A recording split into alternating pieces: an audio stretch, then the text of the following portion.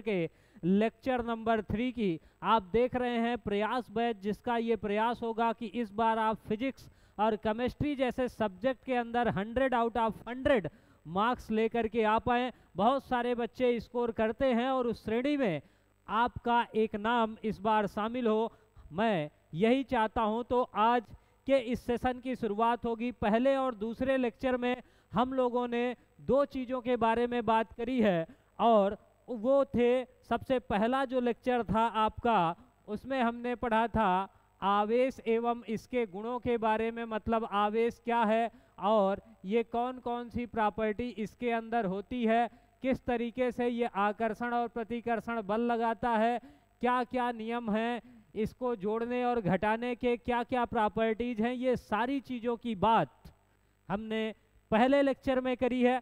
दूसरे लेक्चर में हमने दो आवेशों के बीच में लगने वाले बल के बारे में, यानी कि कूलाम नियम के बारे में बात की थी, जिसमें हमने ये देखा था कि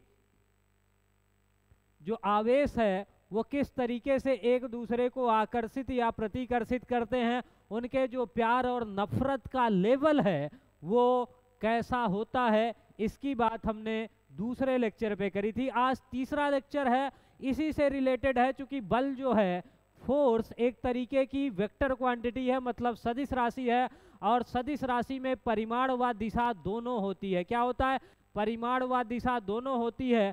तो जब दोनों होती है, परिमाण और दिशा दोनों, तो हमने परिमाण की तो बात कर ली कि अपने पास क्या होगा, अगर एक आवेश प्लस का Q1 है और दूसरा आवेश प्लस का Q2 है, ये दोनों पॉइंट चार्ज हैं, इतना बड़ा बना है, इसका मतलब ये नहीं मान लेना है कि बहुत बड़े बड़े आवेश है, नहीं, ये पॉइंट चार्ज है। इनके बीच की जो डिस्टेंस है, यानी कि दूरी है, वो r है। तो कूलाम ने ये बताया था पिछले लेक्चर में कि जो फोर्स होगा इनके बीच लगने वाला, उसका परिमाण जो होगा वो k Q1 Q2 by R square. अगर ये दोनों आवेश निर्वात या वायु में रखे हैं, मतलब या तो ये कहाँ पर रखें, वैक्यूम में। वैक्यूम का मतलब, निर्वात का मतलब एक ऐसी जगह जहाँ पर हवा भी नहीं, मतलब एकदम खाली जगह है, उसको बोलेंगे फ्री स्पेस, या फिर एयर है। तो F बराबर K की जो वैल्यू आ जाएगी वो 1/4 pi epsilon 0 Q1 into Q2 divided by R square हो जाएगी। ये बात आपने पीछे वाले लेक्चर में पढ़ ली है। तो यहाँ से तो आप फोर्स का मैग्नीट्यूड निकाल पाओगे, मतलब कितना बल लग रहा है, इस बात की जानकारी आप ले पाओगे। लेकिन उस बल की डायरेक्शन, मतलब दिशा क्या होगी, अगर आपको ये जानना है, तो आज के लेक्चर में हम लोग बात करने वाले हैं कूलाम नियम के सदिश रूप के बारे में। कूलाम नियम के जो भी सवाल हैं, पहले लेक्चर के जो भी सवाल हैं, अगर आप उनको देखना चाहते हैं तो आप हमारे प्रयास बैच से, इस कौटिल्य पाठशाला ऐप से, इस कौटिल्य पाठशाला ऐप से प्रयास बैच की DPP को डाउनलोड करें और वहां से उन सवालों को करें। उनके सॉल्यूशन भी आपको ऐप के अंदर ही मिलेंगे। और किसी भी प्रकार की क्वेरी के लिए आप हमारे इस नंबर पर कांटेक्ट कर सकते हैं, बेफिक्र, एनी टाइम, 24/7। अब बात करेंगे कूलाम नियम के लिए दिशा बताने के लिए हमारे पास कौन आया, कूलाम नियम का सदिश रूप लेकर के आए। क्या कि अगर हमारे पास एक चार्ज कौन सा है, प्लस का Q1 है, सेम वही कहानी बताऊंगा, प्लस का Q1 है, और दूसरा जो अपने पास चार्ज है वो प्लस का Q2 है। इन दोनों आवेशों के जो बीच की डिस्टेंस है वो कितनी है, तो r है। अब हमसे ये कहा गया कि इसका सदिश रूप लिखिए। ये सवाल बोर्ड एग्जाम में 3 नंबर का कई बार पूछा जाता है, तो बहुत ही ध्यान से देखिएगा, पेन और कॉपी लेकर के तैयार रहिए। बिल्कुल आपको पढ़ने के बाद ये फील होगा कि एक्चुअल में जो फिजिक्स को पढ़ने का तरीका है वो आपका कैसा होना चाहिए। तो देखिए, हमने ये बात करी कि दो आवेश एक दूसरे पर क्या करेंगे, बल लगाएंगे। अब बल लगाएंगे तो ये पहला वाला आवेश दूसरे आवेश को प्रतिकर्षित करेगा। चूंकि समान आवेशों में क्या होता है, प्रतिकर्षण होता है, यानी एक दूसरे में दुश्मनी होती, तो ये इससे दूर जाना चाहेगा, इसको दूर भगाएगा। तो ये वाला आवेश इस वाले आवेश में इधर की तरफ बल लगाएगा। अब पहले आवेश ने दूसरे आवेश पर बल लगाया है, तो बल लग रहा है दूसरे आवेश पर, किसने लगाया, पहले ने, तो ये हो जाएगा फोर्स ऑन 2/1, यानी कि दूसरे आवेश पर पहले के द्वारा लगाया गया बल। अब सेम ये वाला आवेश भी इससे दूर भगाना चाहेगा, मतलब इससे इसकी भी दुश्मनी है, तो ये इसमें इधर की तरफ बल लगाएगा। अब कौन से आवेश पर बल लग रहा है? पहले आवेश पर तो फोर्स ऑन 1 कौन लगा रहा है? दूसरा वाला आवेश तो बाई 2, तो फोर्स ऑन 1/2 और फोर्स ऑन 2/1। बता मेरे को, इतनी बात 100% क्लियर है, कोई दिक्कत नहीं। अब थोड़ा सा डिस्टेंस वाला मामला, चूंकि हम यहाँ पर क्या लेंगे, वेक्टर वाली डिस्प्लेसमेंट लेंगे। तो मेरे प्यारे बच्चे जो पहली चीज है जो तुमको जाननी है वो ये है कि मेरे प्यारे बच्चे, अगर देखो ये फोर्स ऑन 1/2 लगा कौन रहा है? दूसरा आवेश किस पर लगा रहा है? पहले आवेश पर लगा रहा है। तो मतलब जो इसकी डिस्टेंस होगी उसके लिए हमें इधर से इधर की ओर आना होगा कि नहीं आना होगा? फाइनल पोजीशन हमारी कहाँ पर है? R1 पे हम जाके रुकते हैं। इनिशियल पोजीशन हमारी कहाँ पे है? R2 से हम चलते हैं। अब हमको चाहिए डिस्प्लेसमेंट। तो विस्थापन का मतलब ये है कि अंतिम बिंदु माइनस प्रारंभिक बिंदु, तो ये वाला है अंतिम फाइनल पोजीशन और ये वाला है स्टार्टिंग यानी कि इनिशियल पोजीशन। तो इनको घटा दिया तो हमको क्या प्राप्त हो गया? वेक्टर डिस्प्लेसमेंट, यानी कि दूरी प्राप्त हो गई। तो इसको हमने बोला R12। अब देखो कई सारी किताबों में ये कई तरीके से तेरे को लिखा हुआ मिल सकता है, लेकिन अपन इतने बड़े विद्वान नहीं है, चीजें लॉजिकल हो इसलिए ऐसा ही बनाया। क्यों? मैंने कहा कि फोर्स ऑन 1/2 है तो R12 आएगा, तो तुम्हारे को लिखने में कोई दिक्कत नहीं होगी, डेफिनेटली लिख पाओगे ना। हाँ, इसलिए ऐसा करा था। यहाँ 12 तो यहाँ 12, मतलब फोर्स 12 है तो डिस्प्लेसमेंट भी 12 ही होगा, इसलिए ऐसा बनाया है ना।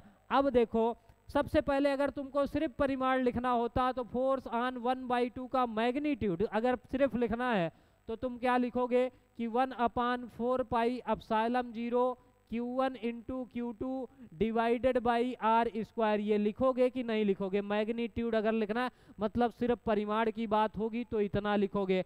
अब दिशा चाहिए, तो अगर कोई भी हमारे पास एक वेक्टर है तो उसको हमको वेक्टर बनाना है, कोई भी मैग्नीट्यूड को, तो क्या करते हैं, ये वेक्टर ए हमको लिखना था, हमारे पास सिर्फ क्या था? मैग्नीट्यूड यानी कि परिमाण। हमको इसमें क्या करना है? यूनिट वेक्टर से यानी एकांक सदिश से गुणा करा देना है, तो वो क्या बन जाएगा? सदिश बन जाएगा। तो कुल मिलाकर के कहानी ये है कि ये हमारे पास मैग्नीट्यूड है, मतलब जो ए है वो तो अपने पास ये आ गया है। इसमें क्या करो तुम, तो यूनिट वेक्टर से मल्टीप्लाई करा दो, तो इसका यूनिट वेक्टर बनाओगे तो R12 हो जाएगा और इसमें कैप लगा देंगे। अब ये जो डिस्टेंस हमने लिखी थी, चूंकि 1-2 के लिए 1-2, तो यहाँ पर भी मैं क्या लिख दूंगा? R12। इतनी सी बात समझ में आई। अब देखो, अगर मुझको ए कैप चाहिए तो ए कैप बराबर क्या होता है? वेक्टर ए अपान मॉड ए होता है कि नहीं होता है? वेक्टर, अरे ये वाला नीचे चला है, मॉड नहीं भी लगा तो भी समझ लो वो क्या है? स्केलर ही है। और मॉड लगा है लेकिन वेक्टर का निशान लगा है और फिर मॉड लगा है तो भी वो स्केलर, मतलब मैग्नीट्यूड की ही बात हो रही है। तो ये हो जाएगा वेक्टर ए अपान मॉड ए। तो इस तरीके से ये अब क्या बन गया? वेक्टर बन गया। तो फोर्स ऑन 1/2 बराबर लिख सकते हो अब की बार 1/4 pi epsilon 0 Q1 into Q2 divided by R12 का स्क्वायर इंटू वेक्टर R12। अरे वेक्टर लगा दिया तो डिवाइड में क्या करना पड़ेगा? R12 करना पड़ेगा कि नहीं पड़ेगा? बिल्कुल करना पड़ेगा। अब जब बिल्कुल करना पड़ेगा, 100% इस बात को एग्री करते हो, तो इसको मैं थोड़ा सा अब हटा सकता हूँ। हाँ, तो अब मैं फोर्स ऑन 1/2 को डेफिनेटली लिख सकता हूँ क्या? कि 1/4 pi epsilon 0 Q1 into Q2 divided by R12। अब देखो, 2 घात ये है, 1 घात ये है, गुणा में घात जुड़ती है, तो कुल मिलाकर के कितनी घात हो गई? 3 घात इंटू वेक्टर R12। मुझे बताओ, इतनी सी बात तुम्हारे को समझ आई कि नहीं आई? यही है कूलाम नियम का सदिश रूप। इतनी सी बात बस इसमें देखनी थी, है ना? कितनी सी बात देखनी थी? तो इतनी सी बात देखनी थी तुम्हारे को, इतने से में काम आपका हो जाना था। सोचो, सेम वही है, बस हमने 1-2 की बात करी है तो 1-2 कर लिया। अब 2-1 की बात करते हैं। किसकी बात करते हैं? 2-1 की बात करते हैं। किसकी बात करते हैं? 2-1 की बात करते हैं। तो 2-1 में क्या होगा कि अब की बार बताओ, हम इधर से इधर की ओर चलेंगे कि नहीं? सॉरी, हाँ, 1 से 2 की ओर जाना होगा। तो ये हो जाएगा क्या? फाइनल पोजीशन जो है वो 2 है, इनिशियल पोजीशन जो है वो 1 है। 1 से हम चले 2 की ओर, तो ये क्या हो जाएगा, r टूवर्ड्स 2 फ्रॉम 1। अरे r टूवर्ड्स 2 फ्रॉम 1 यानी कि पहले आवेश से दूसरे की जो दूरी हो गई। तो अब की बार ये वाला आवेश इसमें बल लगा रहा है तो हम किधर से किधर जाएंगे, इधर से इधर। पिछली बार इस वाले आवेश ने बल लगाया था इधर की ओर तो इधर से इधर गए थे डेफिनेटली। अब हमको फाइनल से इनिशियल को घटाना है। फाइनल यहाँ से चले तो कहाँ पहुँचे, अंतिम स्थिति है 2 पे तो R2 हो गया, और प्रारंभिक स्थिति थी 1 से चले थे तो 1 हो गया। अब यहाँ 2 और 1 दिख रहा है तो यहाँ भी 2 1, यहाँ भी 2 1। बताओ सिमिलरिटी मिली कि नहीं मिली, बिल्कुल मिली। तो अगर मैं तुमको बोलूँ कि अब की बार लिख दो ना मेरे प्यारे बच्चे कि फोर्स ऑन 2/1 क्या होगा, तो डेफिनेटली तुम ये लिख पाओगे कि 1/4 pi epsilon 0 Q1 into Q2 divided by, क्या लिखना है, यहाँ 2 1 है तो मैंने कहा था नीचे भी क्या लिख दो 2 1, और इसका क्या करना है, स्क्वायर करना है इनटू वेक्टर, या तो सबसे पहले कैप ही लगा लेते हैं जैसा उसमें करा था।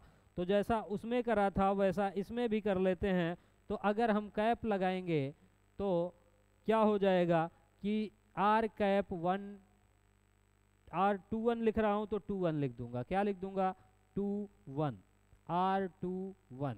अब फोर्स ऑन 2/1 अगर पूरा पूरा लिखना है तो 1/4 pi epsilon 0 Q1 into Q2 divided by R21 का स्क्वायर इंटू R21, जैसे यहाँ पर लिखा था कि वेक्टर A बराबर होगा, वेक्टर A बराबर A इंटू A कैप, तो A कैप बराबर आ जाता है ये वाला बटे में, यानी कि वेक्टर A अपान A।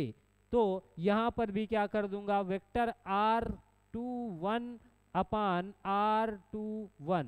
अब सेम वही कहानी से दूसरे नंबर पे भी मैंने लिख दिया कि फोर्स ऑन 2/1 ये बराबर हो गया मेरे प्यारे बच्चे 1/4 pi epsilon 0 Q1 into Q2 divided by R21 का क्यूब, अरे 2 घात इसकी है और 1 घात इसकी है, इंटू वेक्टर R21। इतना आ जाएगा कि नहीं आ जाएगा, डेफिनेटली आ जाएगा। तो ये दूसरा वाला फोर्स हो गया तुम्हारा, कौन सा हो गया, दूसरा वाला फोर्स तुम्हारा हो गया। तो इस तरीके से ये दोनों चीज़ें तुम्हारे पास आ गई है ना। तो इस तरीके से ये दोनों फोर्स आ गए, बस यही लिखना था। अब देखो जितना ये है उतना ही ये है, सेम वही है। तो यहाँ से एक निष्कर्ष तो तुम निकाल ही सकते हो, और वो क्या है कि फोर्स ऑन 1/2 बराबर है फोर्स ऑन 2/1, लेकिन इनका क्या बराबर है, तो मैग्नीट्यूड बराबर है, यानी कि परिमाण बराबर है, परिमाण बराबर है ना। ये पहली बात तुमने देख ली। दूसरी बात देखोगे अगर हम देखें तो फोर्स ऑन 1/2 बराबर होगा फोर्स ऑन 2/1 मैग्नीट्यूड, लेकिन डायरेक्शन अगर देखें तो जस्ट अपोजिट है। ये वाला इधर लग रहा है तो ये वाला इधर लग रहा है, मतलब एक में हम क्या कर सकते हैं, माइनस लगा सकते हैं। तो दो आवेशों के द्वारा एक दूसरे पर लगाया गया बल समान होता है, लेकिन दिशा क्या है, अगर सेम चार्ज है तो दिशा क्या हो जाएगी, अपोजिट हो जाएगी। तो इस तरीके से तुम यहाँ पर ये बात भी याद रख सकते हो, है ना। तो ये था कूलाम नियम का सदिश रूप, जिसके कारण आप क्या कैलकुलेट कर सकते हो, उसकी डायरेक्शन वाला फार्मूला। लिखने के लिए तुम्हारे पास क्या है कि माना दो आवेश Q1 व Q2 हैं जो एक दूसरे से r दूरी पर रखे हुए हैं, और Q1 के सापेक्ष स्थिति सदिश R12 है और Q2 के सापेक्ष स्थिति सदिश R21 है, और Q1 के द्वारा Q2 पर लगाया जाने वाला बल फोर्स ऑन 2/1 है, और Q2 के द्वारा Q1 पर लगाया जाने वाला बल फोर्स ऑन 1/2 है। अतः कूलाम के नियमानुसार इतनी बात फिर पूरी कर लेनी है, कोई दिक्कत नहीं होनी चाहिए, एकदम डेफिनेटली तुम कर सकते हो। तो ये है कूलाम नियम का सदिश रूप। मुझे उम्मीद है कि पूरी तरीके से क्लियर हो चुका होगा। एक बार अगर चाहो तो पूरा देख सकते हो अच्छी तरीके से। अब इसके बाद चलेंगे आगे और एक सवाल को देखते हैं, एक सवाल को देखते हैं, और वो क्या है कि हमने अभी तुमसे बात करी थी कि वायु में एक दूसरे से 30 सेंटीमीटर दूरी रखे दो छोटे आवेशित गोलों पर क्रमशः 2 × 10⁻⁷, 3 × 10⁻⁷ कूलाम का आवेश है, तो इनके बीच में लगने वाला बल क्या होगा। देखो बल का फार्मूला तुम कूलाम नियम का पढ़ चुके हो कि कूलाम नियम में अब ये कहाँ पर रखे हैं, तो कहीं नहीं दिया, तो वायु में दिया है तो मतलब 1/4πε0 लगाना है। तो F बराबर क्या हो गया, दो आवेशों के बीच लगने वाला बल था 1/4πε0 Q1 into Q2 divided by R², ये बात थी। अब मेरे प्यारे बच्चे अगर तुम देखोगे तो पाओगे, अगर तुम देखोगे तो पाओगे, क्या पाओगे कि अपने को जो Q1 दिया है, अपने को जो Q1 दिया है वो कितना दिया है, 2 गुणते 10 की घात -7 कूलाम, 2 गुणते 10 की घात -7 कूलाम। और जो Q2 दिया है वो कितना दिया है, तो Q2 दिया है 3 गुणते 10 की घात -7 कूलाम। कितना दिया है, 3 गुणते 10 की घात -7 कूलाम। डिस्टेंस जो दी गई है वो कितनी है, 30 सेंटीमीटर, मतलब R की जो वैल्यू है वो 30 सेंटीमीटर दी गई है। अब अगर ये 30 सेंटीमीटर है, अब अगर ये 30 सेंटीमीटर है तो इसको मीटर में चेंज करोगे तो 30 इंटू 10 की पावर -2 हो जाएगा मीटर। कभी भी तुमको अगर सवाल में सेंटीमीटर दिया हो और मीटर में बदलना हो तो उसी संख्या में 10 की पावर -2 से क्या कर दोगे, गुणा कर दोगे, मल्टीप्लाई कर दोगे, इतनी सी बात है। अब जब R बराबर ये आ गया अपने पास, ये इंफॉर्मेशन दी है, पूछा क्या है कि बल क्या होगा, ये बात बतानी है, मतलब फोर्स पूछा गया है। तो फोर्स की बात हमने फार्मूला देखा कि F बराबर 1/4πε0 Q1 Q2 divided by R²। रखते हैं सबकी वैल्यू को, तो F बराबर 1/4πε0 की वैल्यू तुमको बताई थी 9 इंटू 10 की पावर 9 होगी, इंटू Q1 की जो वैल्यू है वो कितनी दी है, 2 इंटू 10 की पावर -7 दी है मेरे प्यारे बच्चे। Q2 की जो वैल्यू है वो कितनी दी है, तो 3 इंटू 10 की पावर -7 दी गई है, डिवाइडेड बाई R का स्क्वायर करना है, तो R है 30 इंटू 10 की पावर -2 और स्क्वायर करना है, तो इसी नंबर को अपन ने कितनी बार लिख दिया, 2 बार लिख दिया। अरे स्क्वायर का मतलब क्या होता है, वर्ग का मतलब वही चीज 2 बार लिख दिया। अब F बराबर यहाँ से क्या आ जाएगा, देखो 9 इंटू 2 इंटू 3, इन तीनों को मैंने एक जगह पे लिख लिया, ठीक है। अब इसके बाद गुणा में पावर, मल्टीप्लिकेशन में पावर क्या होगी, ऐड होगी, तो 7 7 14 में से 9 चले जाएंगे मेरे प्यारे बच्चे, -14 है और 9 चले जाएंगे तो -5 बचेगा कि नहीं बचेगा, डेफिनेटली बचेगा। सेम इसी तरीके से 30 और 30 यानी 30 और 30 को एक जगह लिख दिया तो 10 की पावर कितनी हो जाएगी, -4 हो जाएगी। अरे -2 और -2 गुणा में जुड़ेगा तो कितना हो जाएगा, -4 हो जाएगा। अब यहाँ पर देखो मेरे प्यारे बच्चे, अगर तुम देखोगे तो पाओगे, अगर तुम देखोगे तो पाओगे कि 9 2 जा हो गया 18 इंटू 3 इंटू 10 की पावर कितना है, ये -5 है, ये ऊपर वाला गया तो प्लस का 4 हो गया, और 30 3 90 हो गया, 900 हो गया, इंटू 10 की पावर कितनी हो गई, -4 हो गई। अब F इज इक्वल टू, थोड़ा सा एक लाइन और लिखूंगा तुम्हारे ताकि समझ में आ जाए, 18 इंटू 3 इंटू 10 की पावर 5 में से 4 चले गए, -4 नीचे गया था तब प्लस का 4 हुआ था, तो जब मैंने ऊपर भेज दिया है तो इसको लिखा क्यों है ना, इसको तो भेजा जा चुका है, 10 की पावर -4 को हमने क्या करा है, ऊपर भेज दिया है, ठीक है ना। जब 10 की पावर -4 को ऊपर भेज दिया तो केवल 900 बचा, तो इसको एक बार मिटा के मैं फिर से लिख दूंगा, क्या 18 क्या लिख दूंगा, 18 इंटू 3 इंटू 10 की पावर -1, अब डिवाइड बाई 9 इंटू 100 को 10 की पावर 2 लिख सकता हूँ क्या, अरे 9 इंटू 100 करेंगे 900 आएगा, जब 900 आएगा तो मतलब 9 गुणते 100, 100 का मतलब है 10 की घात 2। अब जब 10 की घात 2 है तो यहाँ से अगर देखो 9 2 जा 18, मतलब 9 दुनाई 18, तो F बराबर जो यहाँ से मिला वो 2 तिहाई 6 इंटू 10 की पावर -1 पहले से है और ये ऊपर जाएगा तो -2 हो जाएगा, गुणा में पावर जुड़ती है तो 6 इंटू 10 की पावर 2 और 1 मिला के 3, बल का मात्रक क्या हो जाएगा मेरे प्यारे बच्चे, तो बल का मात्रक हो जाएगा न्यूटन, क्या हो जाएगा, न्यूटन। तो ये तुम्हारा करेक्ट आंसर हो जाएगा। F is equal to 6 × 10⁻³ newton आ जाएगा। बस इस तरीके से सवालों को बिल्कुल बेसिक सी बातें याद रखनी है, क्या क्या दिया है और क्या क्या पूछा जा रहा है, फिर वैसे ही ध्यान रखना है, ठीक है ना। अब इसके बाद चलेंगे अगले पे, आगे चलते हैं और देखते हैं क्या कहानी है। तो आगे की कहानी में अगर हम चलें तो एक नई चीज़ तुम्हारे को देखने के लिए मिलती है और उसका नाम है वैद्युतशीलता यानी कि परमिटिविटी। क्या मिलता है? परमिटिविटी। परमिटिविटी का क्या मतलब है? तो इसका फील बहुत सारी किताबों में दिया नहीं रहता है, लेकिन आज तुम बहुत अच्छी तरीके से फील कर पाओगे। इसका बेसिक सा आइडिया मैंने पिछले लेक्चर में दिया था, लेकिन आज फिर से सुनो क्या कहानी है। देखो परमिट, यहाँ से परमिटिविटी से तुमको क्या दिख रहा है?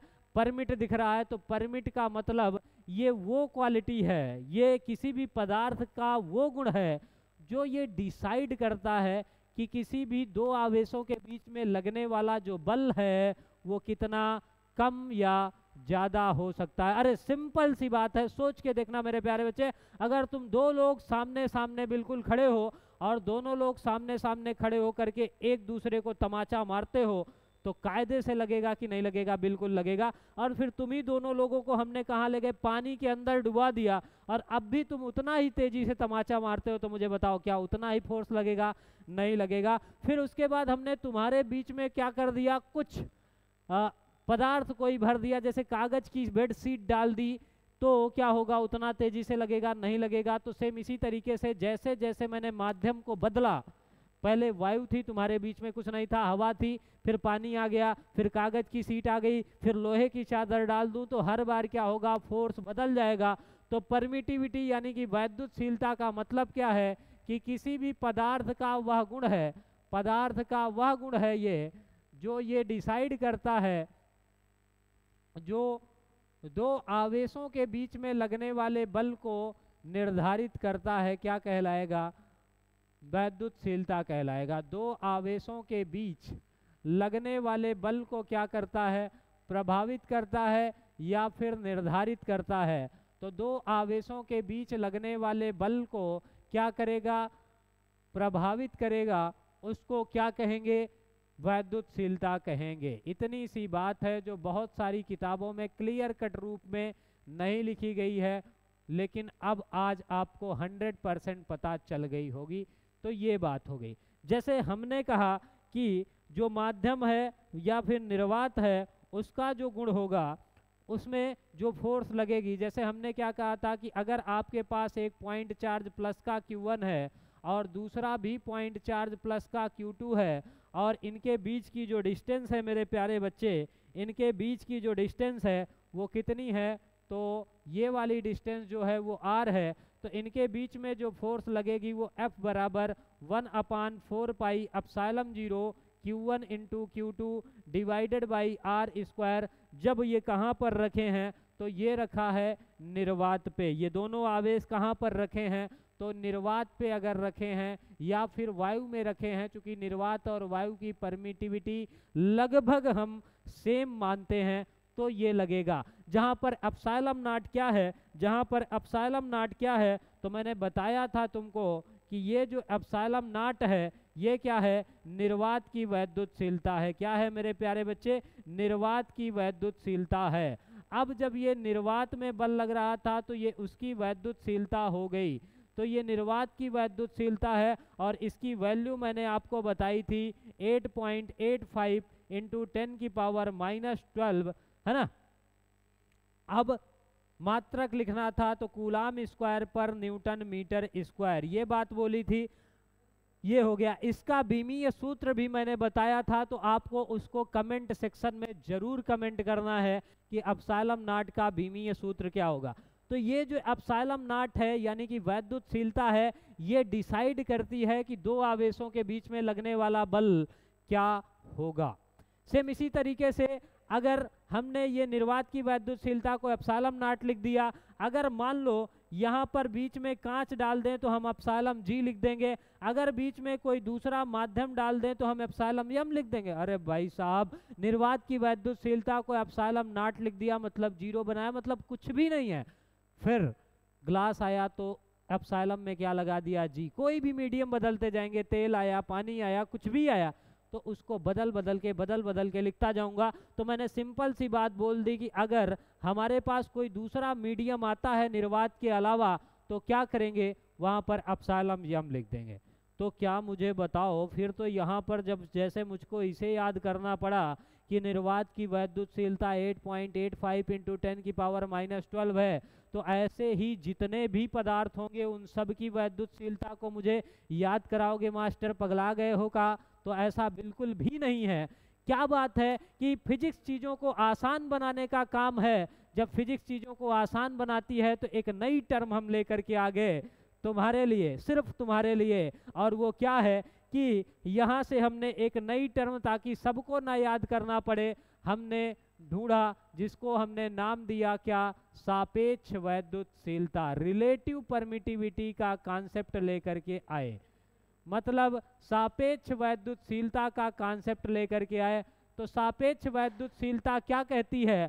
तो सापेक्ष वैद्युतशीलता का मतलब है, सापेक्ष वैद्युतशीलता का मतलब है कि माध्यम की वैद्युतशीलता और निर्वात की वैद्युतशीलता का अनुपात। तो एप्सिलॉन आर यानी कि रिलेटिव, रिलेटिव मतलब सापेक्ष, एप्सिलॉन मतलब वैद्युतशीलता, तो एप्सिलॉन आर बराबर होगा, मैंने अभी कहा कि माध्यम की वैद्युतशीलता में निर्वात की वैद्युतशीलता से डिवाइड कर देंगे तो क्या मिल जाएगी, सापेक्ष वैद्युतशीलता मिल जाएगी। तो अब यहाँ पर क्या कहानी है, तो तुम लिख सकते हो, क्या लिख सकते हो कि माध्यम की वैद्युतशीलता और निर्वात की वैद्युतशीलता के अनुपात को अपन क्या बोलते हैं, तो सापेक्ष वैद्युतशीलता बोलते हैं। तो क्या लिखोगे मेरे प्यारे बच्चे कि माध्यम की वैद्युतशीलता, किसकी वैद्युतशीलता, कोई भी मीडियम है उसकी परमिटिविटी, माध्यम की वैद्युतशीलता और निर्वात की वैद्युतशीलता, माध्यम की वैद्युतशीलता व निर्वात की वैद्युतशीलता का अनुपात क्या कहलाएगा, निर्वात की वैद्युतशीलता का अनुपात, निर्वात की वैद्युतशीलता का अनुपात क्या कहलाएगा, सापेक्ष वैद्युतशीलता कहलाएगा। इतनी सी बात याद रखनी है। तो मास्टर इससे फायदा क्या मिला, तो फायदा भी बताता हूँ, एक सेकेंड रुको। इसी को कभी कभार हम क्या बोल देते हैं, माध्यम का परावैद्युतांक, क्या बोल देते हैं, तो माध्यम का परावैद्युतांक बोल देते हैं, मतलब के। फिर के वो कूलाम कांस्टेंट नहीं है जो तुम के Q1 Q2 कर रहे थे, नहीं, ये क्या है, तो ये है डाया इलेक्ट्रिक कांस्टेंट, मतलब माध्यम का परावैद्युतांक भी बोला जाता है। अब इससे क्या फायदा मिला तुम्हारे को लाने से, कि जब भी हमको क्या करना होगा, अब एप्सिलॉन यम निकालना है तो उसकी वैल्यू कुछ इस तरीके से है घात में, और लेकिन जब हमने डिवाइड करा तो हमको मिला माध्यम का परावैद्युतांक, रिलेटिव परमिटिविटी। तो इससे क्या हुआ, तुमसे बोला जल की रिलेटिव परमिटिविटी बताओ, तो तुमने सीधा सीधा 80 या फिर 81 बोल दी, डायरेक्ट तुमको इतना याद रखना। तो इतनी बड़ी वैल्यू की जगह इतना छोटा नंबर याद करना आसान हो गया, इसलिए हमने कौन सा कॉन्सेप्ट लेकर के आए, सापेक्ष वैद्युतशीलता का। तो ये तुम लिख सकते हो कि माध्यम की वैद्युतशीलता और निर्वात की वैद्युतशीलता का अनुपात क्या कहलाएगा, अरे क्या कहलाएगा भाई साहब, तो ये कहलाएगा सापेक्ष वैद्युतशीलता। तो मुझे बताओ, अगर एप्सिलॉन यम निकालना है, एप्सिलॉन यम निकालना है, तो मैं क्या लिख सकता हूँ, के इंटू एप्सिलॉन जीरो। अरे भाई साहब लिख सकता हूँ नहीं, ये बटे में है, ये इधर जाएगा, गुणा होगा कि नहीं होगा, डेफिनेटली होगा। तो अब जो फोर्स है, अगर किसी मीडियम की फोर्स चाहिए, फोर्स इन यम बराबर क्या लिख सकते हो तुम, तो 1/4 पाई एप्सिलॉन जीरो के। अरे एप्सिलॉन यम लिखना था, एप्सिलॉन यम की जगह क्या लिख सकता हूँ, के एप्सिलॉन जीरो या फिर एप्सिलॉन जीरो के, बात तो सेम ही है ना मेरे प्यारे बच्चे। तो मेरे प्यारे दोस्त, मेरे भाई, ये मैंने लिख दिया, फिर Q1 Q2 upon R square लिख दिया। तो अब बताओ इतनी सी बात कर पाओगे कि नहीं कर पाओगे, कोई दिक्कत की बात नहीं है। तो ये फोर्स इन मीडियम हो गया। बस क्या करना है, जो भी परावैद्युतांक देखा या फिर जो भी रिलेटिव परमिटिविटी देगा, उससे निर्वात की वैद्युतशीलता में मल्टीप्लाई करवाओ और मीडियम की वैद्युतशीलता आपको अपने आप मिल जाएगी। जैसे जैसे जैसे एक सवाल देता हूं तुम्हारे को, बढ़िया सवाल है, क्या है कि यदि जल का परावैद्युतांक 81 हो, क्या करना है, जल का परावैद्युतांक, किसका परावैद्युतांक ढूंढ रहे हैं, तो जल का परावैद्युतांक 81 है, 81 है मेरे प्यारे बच्चे। यदि जल का परावैद्युतांक 81 है मतलब 81 है, तो इसकी क्या निकालो, सापेक्ष वैद्युतशीलता ज्ञात करो। ठीक है, सॉरी निरपेक्ष वैद्युतशीलता, क्या निकालो, निरपेक्ष वैद्युतशीलता।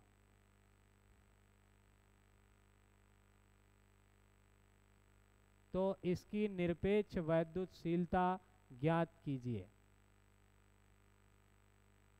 ठीक है, तो क्या करेंगे, अभी मैंने तुम्हारे को बताया कि हमको दिया परावैद्युतांक माध्यम का, यानी कि K बराबर दिया 81। तुमको क्या निकालना है, एप्सिलॉन यम निकालना है, मतलब जल का। तो एप्सिलॉन यम बराबर अभी बताया था K एप्सिलॉन 0 करना है। K की वैल्यू कितनी दे दी, 81 इंटू एप्सिलॉन नॉट की वैल्यू तेरे को याद रखनी है, तो 8.85 इंटू 10⁻12 लाएगा। इसका मल्टीप्लाई कराओगे तो जो आ जाएगा वही क्या होगा, आंसर हो जाएगा। एकदम सिंपल सी बात है, याद रख पाओगे।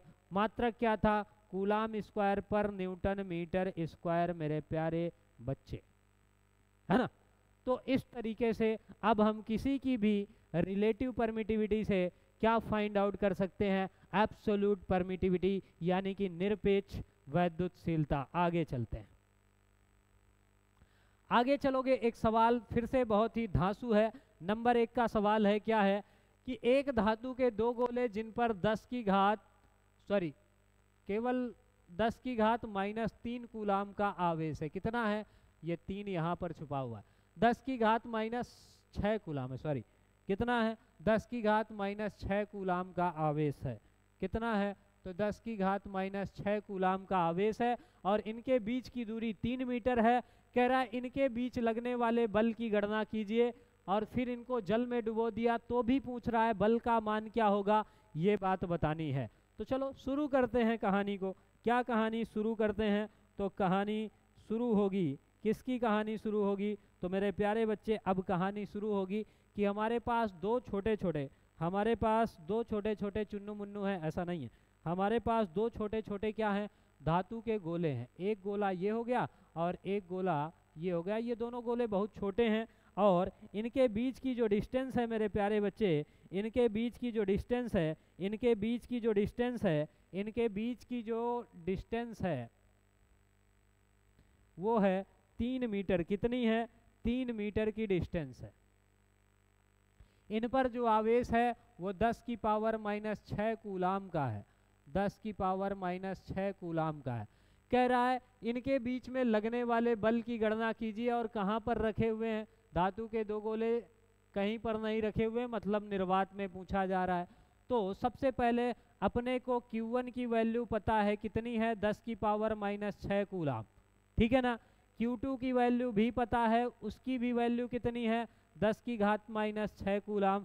डिस्टेंस भी पता है, R बराबर 3 मीटर है। तो बताओ फोर्स तुम आसानी से निकाल पाओगे क्या, F = 1/4 pi epsilon 0 Q1 into Q2 divided by R²। ये होगा कि नहीं होगा, डेफिनेटली होगा।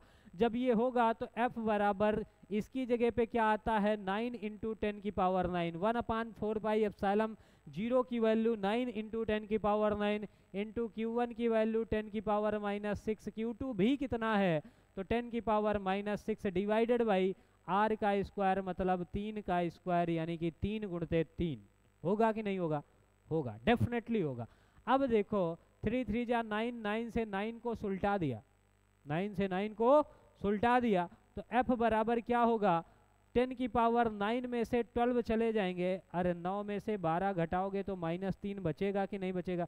ये दोनों पहले जुड़ गए और फिर इसको घटा दिया चूंकि उसमें प्लस का था, तो इतने न्यूटन का फोर्स क्या हुआ, इतने न्यूटन का फोर्स लग गया जब ये दोनों आवेश कहाँ पर रखे हैं, निर्वात में रखे हैं, वायु में रखे हैं, ये धातु के गोले। अब कह रहा अब कह रहा है, क्या कह रहा है कि यदि इन्हें 80 परावैद्युतांक वाले पानी में डुबा दिया जाए, ओ भाई साहब अब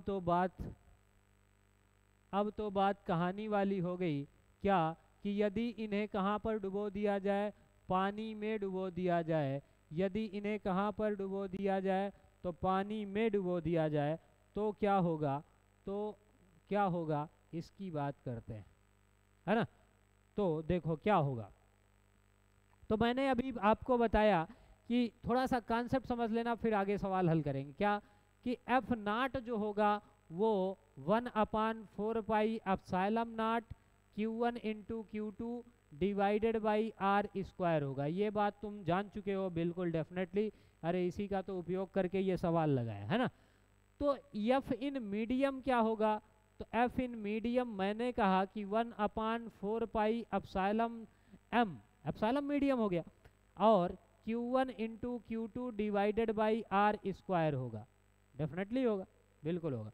अब अगर हम इन दोनों समीकरणों को क्या कर दें, आपस में डिवाइड कर दें, यानी ये समीकरण नंबर फर्स्ट है और ये समीकरण नंबर सेकंड है, तो मुझे बताओ ये भी वही चीज़ है और ये भी वही चीज़ है, ये दोनों निकल लेंगे, 1/4π ये और ये निकल लेंगे। हाँ हाँ, तो एफ नाट अपान एफ एम बराबर क्या बचेगा, देखो ये एप्सिलॉन यम बटे का बटे ऊपर जाएगा, तो ये हो गया एप्सिलॉन यम अपान, इधर वाले में क्या बचेगा, एप्सिलॉन नॉट बच जाएगा। बचेगा कि नहीं बचेगा, बिल्कुल बचेगा। तो क्या बात है, तो क्या बात होगी कि बात हमारे पास ये होगी कि एफ एम बराबर अगर तुम लिखना चाहते हो तो एफ नाट अपान क्या कर सकते हो, एप्सिलॉन यम से डिवाइड कर दोगे तो तुमको क्या मिल जाएगा, तुमको क्या मिल जाएगा, देखो इसको अभी हमने क्या कहा था, epsilon M upon epsilon naught, निर्वात की वैद्युतशीलता और वायु की वैद्युतशीलता को माध्यम का परावैद्युतांक के बोला था कि नहीं बोला था, जी हाँ बिल्कुल बोला था। तो इसकी जगह पे एप्सिलॉन यम की जगह पे मैं सीधा सीधा क्या लिखता हूँ, ये वाला के लिख देता हूँ, ये वाला के लिख देता हूँ, लिख दिया ना भाई साहब। अब जब के लिख दिया तो देखो कम समझ में आ रहा है, चल देखता हूँ फिर से सुलटा देते हैं, मामला बिल्कुल क्लियर कट रखना। अरे भाई साहब एफ नाट अपान एफ एम ये हो गया, बिल्कुल हो गया, ये उड़ गया, ये उड़ गया और ये उड़ गया, ये उड़ गया, क्या बचा 1/एप्सिलॉन नॉट और यहाँ पर 1/एप्सिलॉन यम, ये होगा कि नहीं होगा, डेफिनेटली होगा। जब डेफिनेटली होगा तो ये बटे में है सबसे नीचे, अरे ऐसा लिखा है ना भाई साहब 1/एप्सिलॉन नॉट अपान 1/एप्सिलॉन यम, तो ये वाला ऊपर चला गया, ये वाला नीचे आ गया। जब ऐसा होगा तो एप्सिलॉन यम पहुंच गया ऊपर और एप्सिलॉन यम आ गया नीचे, बोल होगा कि नहीं होगा, बिल्कुल होगा। जब होगा तेरे पास ऐसा तो क्या करोगे, जब तुम्हारे पास ये ऐसा हो गया तो epsilon M upon epsilon naught को, अभी पिछली ही स्लाइड में मैंने तेरे को क्या बताया था, epsilon M upon epsilon naught को क्या लिख सकता हूँ, के लिख सकता हूँ, बिल्कुल लिख सकता हूँ। तो उसको मैंने क्या कर दिया, के लिख दिया, ये के हो गया। तो एफ नाट, तो क्या करा मैंने, एफ नाट अपान एफ एम बराबर कितना हो गया, के हो गया। अब मुझको चाहिए एफ एम की फोर्स इन मीडियम क्या होगा, तो फोर्स इन मीडियम बराबर, कम समझ में आया, फिर से एक स्टेप नहीं स्किप करता हूँ, एफ नाट बराबर अब की बार क्या लिख सकता हूँ कि एफ नाट बराबर ये इधर बटे में है, इधर जाएगा गुणा में होगा कि नहीं, तो के इंटू एफ एम। अब बताओ एफ एम निकालना है तो ये नीचे आएगा कि नहीं, तेरे को पूरा टेलीविजन सुना दिया एफ एम बोल के, तो एफ एम बराबर एफ नाट और किससे डिवाइड होगा, ये इधर नीचे आएगा तो कितना हो जाएगा, के हो जाएगा। तो अब सिंपल सी कहानी तेरे को याद रखनी है, और वो क्या याद रखनी है, वो ये याद रखनी है, वो ये याद रखनी है कि अगर तुमको निर्वात की फोर्स पता है, निर्वात के फोर्स की वैल्यू पता है, तो सिर्फ माध्यम के परावैद्युतांक से डिवाइड कर दे तो मीडियम की फोर्स आ जाएगी। यानी कि अब क्या कहा कि तुमको 80 परावैद्युतांक में डुबोया गया तो फोर्स क्या होगी, तो निर्वात की पता है, तो 80 परावैद्युतांक में जब हम डुबोया तो एफ एम बराबर क्या हो जाएगा, 10⁻³ एफ नाट है, 10⁻³ एफ नाट है, और इसमें किससे डिवाइड कर दिया, 80 से डिवाइड कर दिया, तो यही क्या हो गई, एफ एम हो गई, मतलब डुबोने के बाद वाली फोर्स ये आ गई, डुबोने के बाद वाली फोर्स ये आ गई, ठीक है ना। तो ये आ गई डुबोने की बाद वाली फोर्स, इतनी सी बात थी।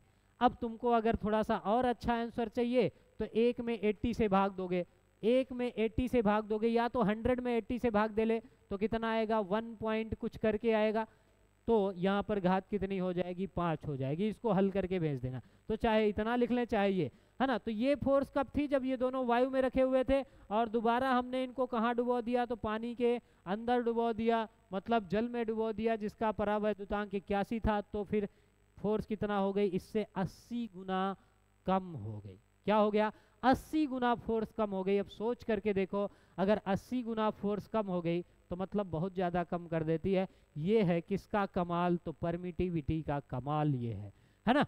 ये हो गया परमिटिविटी का कमाल। अब अगला टॉपिक हमारे पास आएगा आवेशों के अध्यारोपण का सिद्धांत। मतलब अरे भाई साहब ये शानदार गजब का टॉपिक है। यहाँ पर तुम ये जानोगे आवेशों के अध्यारोपण सिद्धांत में कि अगर दो चार्ज पहले से रखे हुए हैं और इनके बीच में कहीं कोई तीसरा चार्ज आ जाता है तो इनके प्यार मोहब्बत नफरत दुश्मनी में कोई फर्क पड़ेगा कि नहीं पड़ेगा, ये कौन बताता है, तो आवेशों के अध्यारोपण का सिद्धांत। सेम वैसी ही कहानी है जैसे तुम्हारे जीवन में एक पहले से है, मतलब तुम दो लोग थे, तुम्हारे बीच में जो कुछ भी था, अब कोई एक तीसरी तुमने मतलब दूसरी और बना ली, तो उसके आ जाने से क्या तुम दोनों के प्यार मोहब्बत में कोई फर्क पड़ेगा कि नहीं पड़ेगा, इस बात को हम लोग यहाँ पर जानेंगे। तो कुल मिलाकर के बात इतनी सी है, बस इतनी सी, कितनी सी, इतनी सी, अरे इतनी सी है कि हमारे पास पहले से ये एक चार्ज था जिसको हमने नाम दे दिया प्लस का Q0।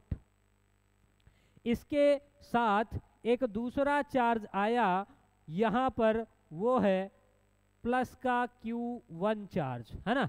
इसके बीच की जो डिस्टेंस थी वो थी कितनी, वो थी R1, ठीक है ना। तो इनके बीच में कुछ ना कुछ बल लग रहा होगा। अब कुछ दिनों के बाद एक दूसरा चार्ज आ जाता है यहाँ पर, कौन सा, Q2, और वो भी हो जाता है प्लस का। इसके बीच की जो डिस्टेंस है वो कितनी हो गई, वो हो गई R2। तो ये भी फोर्स लगाएगा। अरे भाई साहब ये वाला फोर्स इसमें, ये देखो ये प्लस का है, ये भी प्लस का है, तो इसको रिपेल करेगा, तो फोर्स F1 इधर की तरफ लग रही थी, है ना। अब ये वाला आवेश आ गया तो ये भी प्लस का, इसको क्या करेगा, रिपेल करेगा, तो F2 जो है वो इधर की तरफ लग जाएगी। और कोई फिर से एक और आ गया, वो मान लेते हैं माइनस का है, माइनस का कौन सा है, Q3 है, और इसके बीच की जो डिस्टेंस है वो R3 है। तो ये इसको क्या करेगा, अपनी ओर अट्रैक्ट करेगा। अरे भाई साहब अपनी ओर अट्रैक्ट करेगा तो मतलब ये इसको अपनी तरफ बुलाना चाहेगा। जब अपनी तरफ बुलाना चाहेगा तो ये 3-3, 4-4 फोर्सेस लग गए। लेकिन ये क्या कहता है कि इस सिद्धांत के अनुसार बहुल आवेशों के निकाय, अब कई सारे आवेश हो गए, 4 तेरे को दिख रहे हैं, बहुल आवेशों के निकाय में किसी एक आवेश पर लगने वाला बल, किसी भी एक आवेश पर, जैसे मैंने Q0 की बात करी है, तो किसी एक आवेश पर लगने वाला बल सभी आवेशों द्वारा उस पर लगाए जा रहे बलों के सदिश योग के बराबर होता है। यानी कि force on charge number Q0, force on Q0 वो क्या होगा, ये बराबर होगा force on 1 F1 plus force number 2 F2 plus force number 3 F3। ऐसे ही तेरे पास और कुछ भी आ जाएं तो वो भी हो सकते हैं, बस उनका क्या कर देना है, सीधा सीधा वेक्टर सम कर देना है और कुछ नहीं करना है। मतलब सदिश बीजगणित का उपयोग यहाँ पर होगा।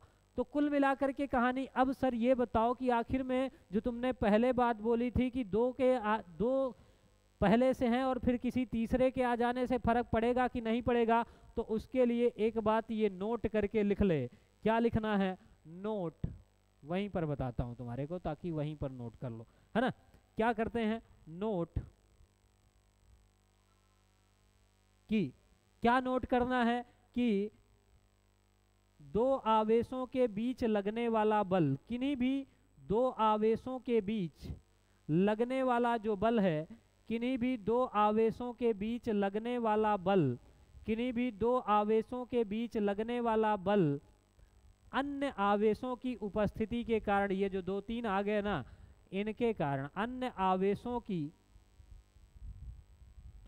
उपस्थिति के कारण, क्या मेरे प्यारे बच्चे, अन्य आवेशों की उपस्थिति के कारण, उपस्थिति मतलब वो आ गए, कौन आ गए, अरे वो आ गए, उपस्थिति के कारण प्रभावित नहीं होता। मतलब जो प्यार मोहब्बत पहले से थी आवेशों के बीच में, नफरत दुश्मनी पहले से थी, वो वही रहेगी बरकरार। कोई तीसरा आ जाए तो कोई फर्क नहीं पड़ेगा, और ये आवेशों के जीवन में है।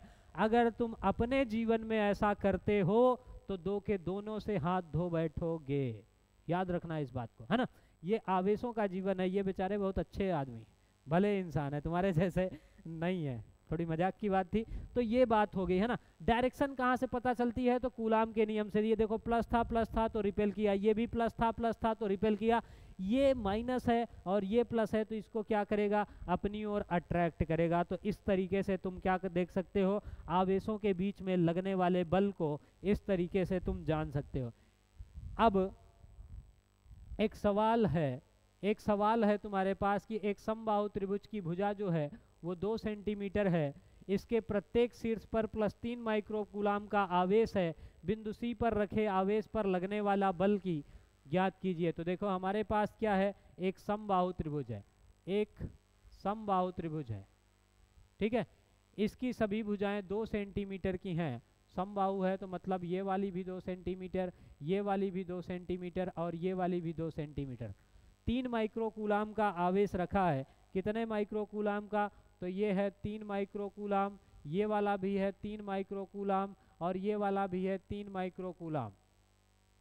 इस वाले पॉइंट को नाम दिया ए, इस वाले पॉइंट को नाम दिया बी और इस वाले पॉइंट को नाम दे दिया सी। अपन से कहा है कि सी पर लगने वाले बल ज्ञात कीजिए। तो देखो आवेशों के अध्यारोपण का सिद्धांत ही काम करेगा यहाँ पर। कैसे काम करेगा, तो आओ देखते हैं मेरे प्यारे।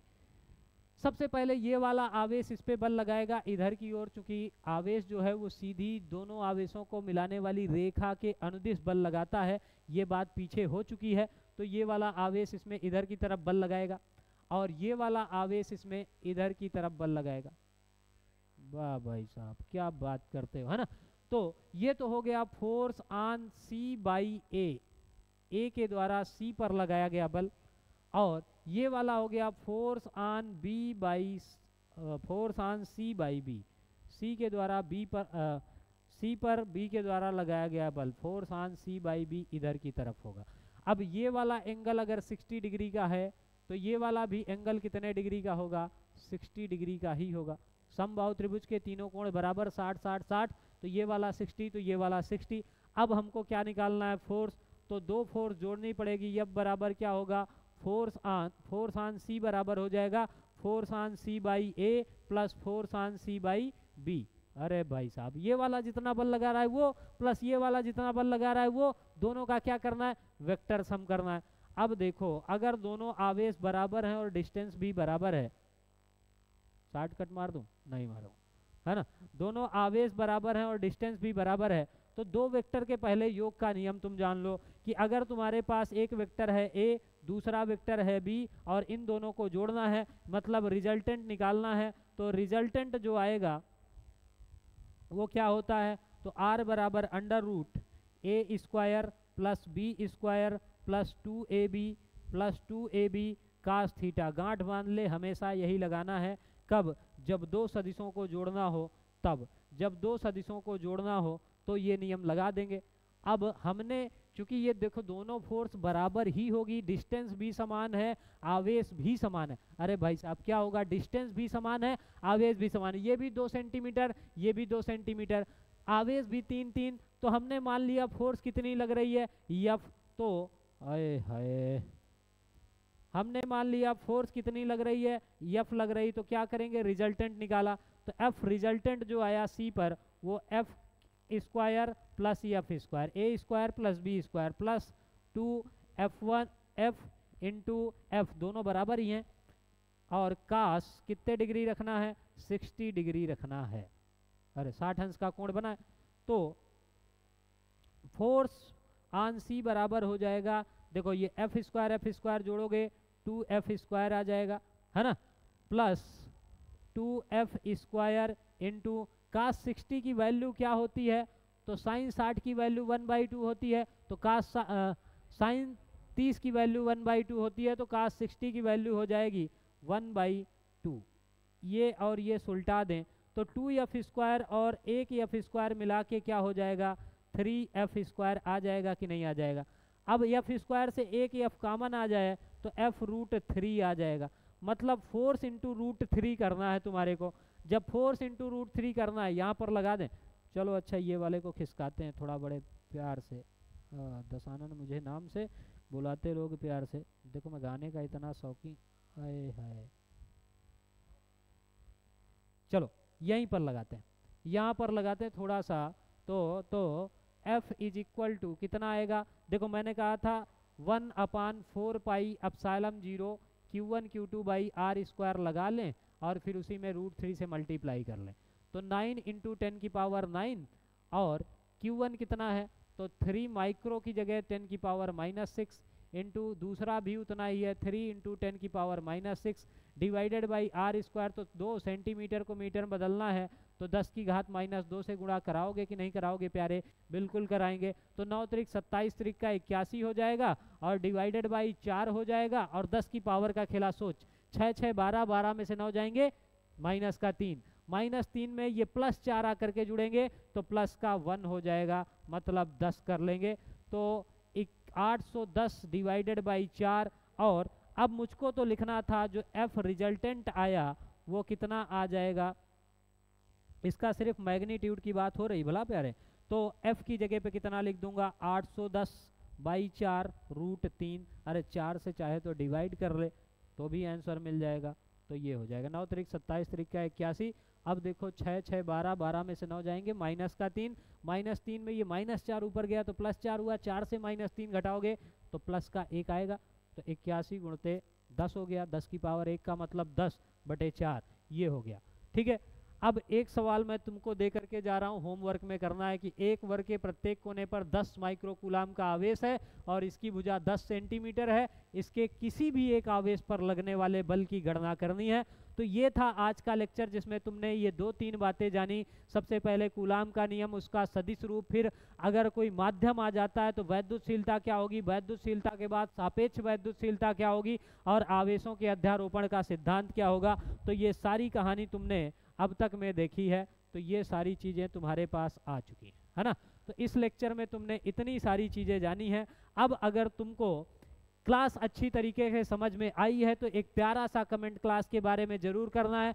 जो सवाल दिए गए हैं उनको भी आंसर ज़रूर बताने हैं। और फिर इसके बाद हम लोग अब अगले वाले लेक्चर में बात करेंगे बहुत ही इम्पॉर्टेंट टॉपिक वैद्युत क्षेत्र वगैरह के बारे में। तो आज के लिए इतना ही, मिलेंगे अगले वीडियो में, तब तक के लिए धन्यवाद। Happy learning.